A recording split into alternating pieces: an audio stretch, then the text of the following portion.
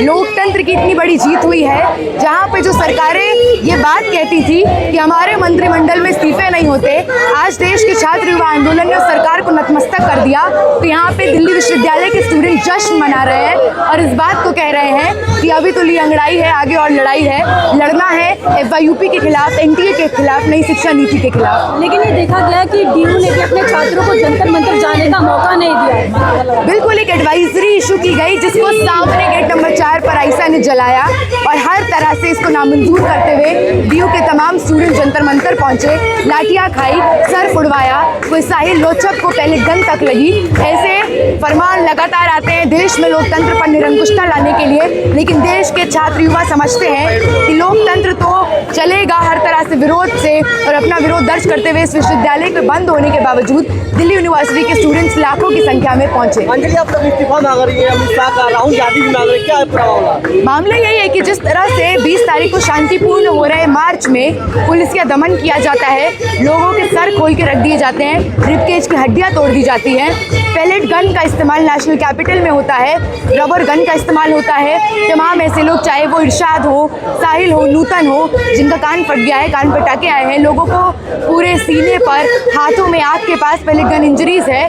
तो जब लोगों के शरीर इस बात की चीख चीख कर गवाही दे रहे हैं कि आपकी हिम्मत कैसे हुई कि नॉन इमरजेंसी सिचुएशन में शांतिपूर्ण प्रदर्शन पर आपने पैलेट गन का इस्तेमाल किया, इतना कानून तो हम लोग भी जानते हैं कि ये इस्तेमाल करने का आदेश कहाँ से आया।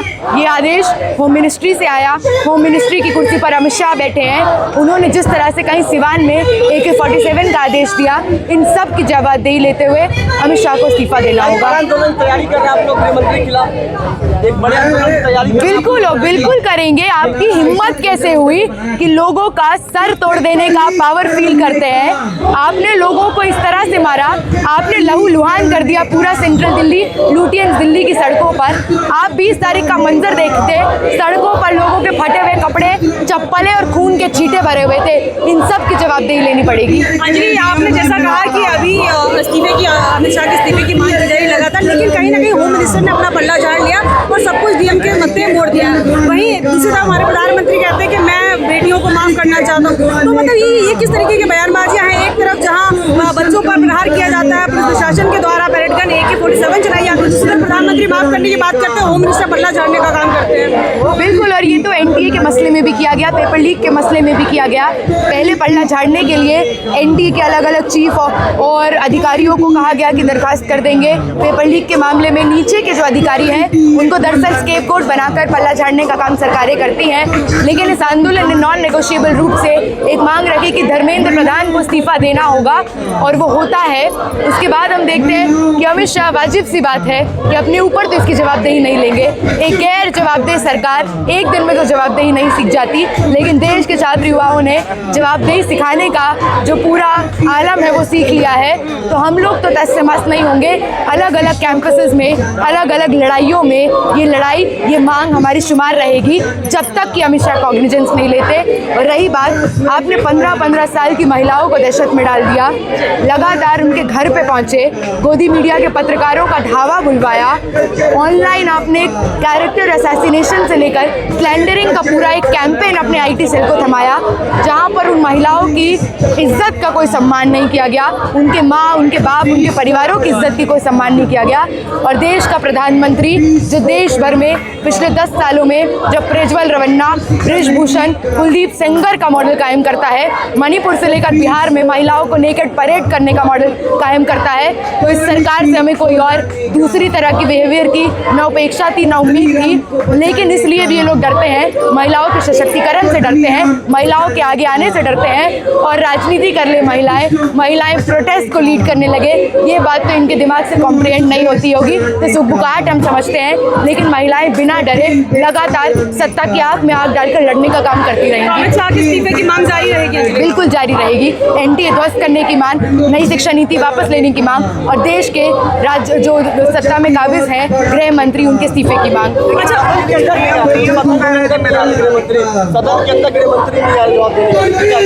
यही कहेंगे कि डर अच्छा है, ये डर बहुत ज़रूरी है। 12 सालों में आपने लोगों को डराने का काम किया, जेलों में भरने का काम किया। तमाम स्टूडेंट्स जो लड़ रहे हैं दशक भर से भाजपा के राज में, आप देख लीजिए कि हम लोगों पर कितने मुकदमे, कितनी चार्जशीट दायर है। तो आज डरने की बारी उन लोगों की है जिन्होंने ये काम किया है। लेकिन डीएम को जिम्मेदार बता रहे हैं जो गोली चलाने का और सारी चीज़ों का आदेश देता है, डीएम है, गृहमंत्री तो है। ये तो हम सब जानते हैं कानूनी रूप से कि चाहे वो आरएएफ का कंट्रोल हो, चाहे वो इमरजेंसी सिचुएशंस में pellet gun, AK-47 rubber gun का इस्तेमाल का आदेश हो, वो होम मिनिस्ट्री के कॉग्निजेंस के बिना, उनके जाने बिना ये हो नहीं सकता। तो ये बमूर्ख बनाने की जो राजनीति चल रही है हम नामंजूर करते हैं। होम मिनिस्ट्री के ऑर्डर के बिना ये चीज़ें नहीं हुई होंगी, ये सब जानते हैं। आपको इस्तीफा लेना पड़ेगा।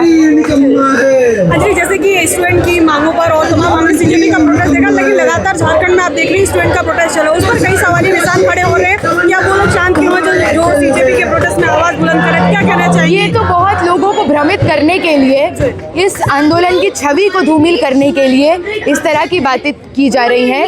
लेकिन पहले दिन से जब से झारखंड में आंदोलन चल रहा है, तब से ये बात लोग जान रहे, चाहे वो गोदी मीडिया के पत्रकार हो, IT सेल पर हर तरह से भ्रमित राजनीति फैलाने वाले लोग हो, या तो राइट विंग के और तमाम लोग हो। बार बार ये सवाल पूछा जा रहा है, आयशा कहाँ गया, नेहा कहाँ गई। नेहा कल जा रही है झारखंड, और पहले दिन से झारखंड में जब से पेपर लीक के खिलाफ आंदोलन चल रहा है, आयशा के तमाम साथी उस आंदोलन का नेतृत्व कर रहे हैं। क्या लग रहा है कि आप जब लोग जो है पार्टी देखकर सिर्फ बात कर रहे हैं, पार्टी के भक्त बने हुए मुद्दों से लोगों को कोई लेना देना नहीं? क्योंकि यहाँ पे हमने दोहरी राजनीति देखी, ज़्यादातर जुनैद की बिरयानी के किस्से हर जगह झारखंड में गाए जा रहे हैं। तो यहाँ प्रोटेस्ट से मतलब नहीं है, सिर्फ यहाँ भी धर्म की राजनीति हो रही है।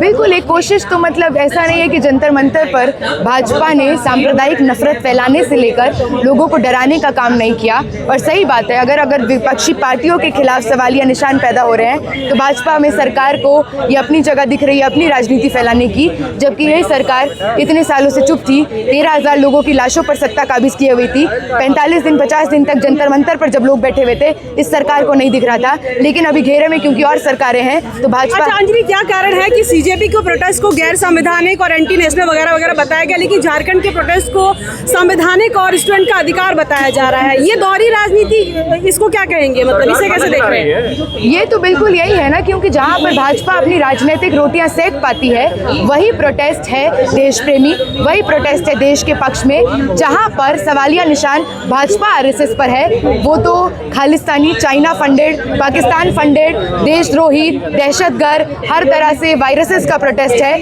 ये सारी चीज़ें हमने देखी हैं, बार बार देखी हैं, और आज से नहीं देखी है। किसान जब बैठे थे तब भी देखा, शाहीन बाग पर, तुर्कमान गेट पर, हजरानी पर CA NRC के खिलाफ महिलाएं बैठी थी तब भी देखा, रेस्टलेस बैठी थी तब भी देखा। ये बात आज की नहीं है, लेकिन वो सवाल जायज़ है, इसलिए भी उसमें हम भी शामिल है। लेकिन सवाल तो यही है कि लगातार आप जब लोगों की लाशों को बिछाकर अपनी सत्ता में कायम थे, केंद्र सरकार में आप, देश के ज़्यादातर राज्यों में डबल इंजन की सरकार चलाने वाले आज आप, और लगातार देश में आपने धार्मिक उन्माद से लेकर जातिवाद से लेकर कहीं मणिपुर आज तक जल रहा है। इन चीज़ों पर आपका मुंह नहीं खुलता, लेकिन एक ऑपोजिशन पार्टी का एक आपको राज्य मिल जाए, वहाँ पर आपकी बौखलाहट इस तरह से फैल जाती है कि आपको वहाँ पे आंदोलन की ज़रूरत दिखती है, लेकिन देश भर में और कहीं नहीं। जो कंगना की तरफ से भी बयान सामने आया, वो कह रही है कि हाँ वाकई में हमारे जो देश का जेनजी है काफ़ी परेशानियों में है, उनके मुद्दे हैं, और अब अचानक से कंगना ने बोली बदल ली है। अभी तक जो कंगना जेनजियों को बता रही थी कि भाई इनके लिए स्वतंत्रता से छोटे कपड़े पहनना है, कई लोगों के साथ संबंध बनाना है, वो कंगना के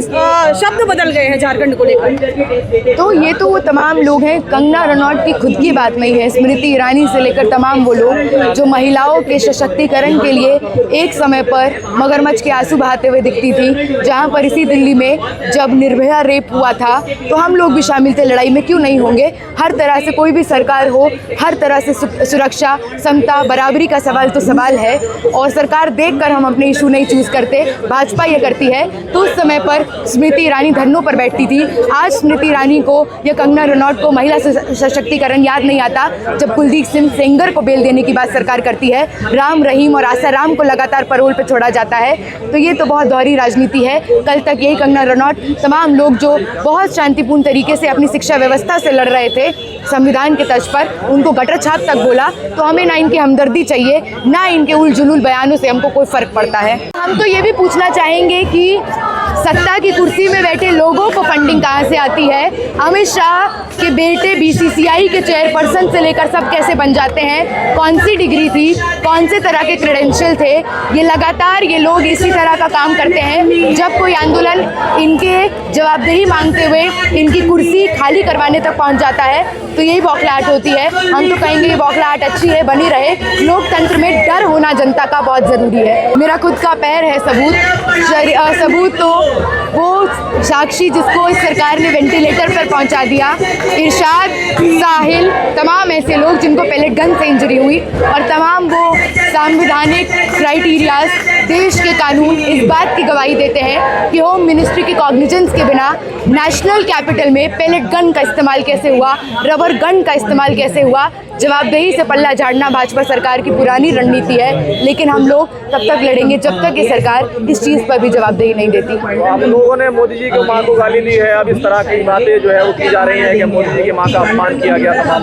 हमने तो नहीं किया, लेकिन जिस सरकार को नैतिकता सिखाने का पाठ अभी याद आ रहा है, वो सरकार अपने चाहे 25 से 30 MLAs MPs जिन पर रेप के सीरियस एलिगेशंस है, अपने गिरेबान में झांक कर देखे। पहले लगातार कपिल मिश्रा से लेकर चाहे वो परवेश वर्मा से लेकर तमाम ऐसे लोग देश के गद्दारों को गोली मारो सालों को नारे लगा जाते हैं, लेकिन कोई क्रिमिनल चार्ज नहीं होता, कोई चार्जशीट दायर नहीं होती। तो जो सरकार आज पूरी दुनिया को नैतिकता का पाठ पढ़ा रही है, शब्द चयन कैसे करने चाहिए ये पढ़ा रही है, वो पहले अपने मंत्रियों और अपने आसपास के जो लोग हैं उनको सिखा रही है। अब बच्ची से जो है माफी मंगवाई जा रही, छोटी सी जो बच्ची है 15 साल, बिल्कुल बहुत शर्मजनक है। आप अगर एक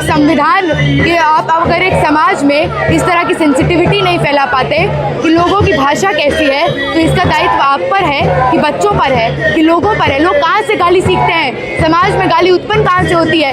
आप ही के मंत्री के बड़े बड़े मंत्री संविधान के तर्ज पे जो चुनाव जीत के जाते हैं, आपका कहना है कि चुनाव जीतते हैं हम लोग, उसके बाद जो बड़े बड़े पार्लियामेंट में बैठते हैं आप इतने शब्दों का प्रयोग करते हैं। मैं तो बोलना नहीं चाहूँगी, कम है क्या ऐसे तमाम वीडियो एविडेंस जहाँ पे इनके मंत्रिमंडल के लोग गाली देते हैं?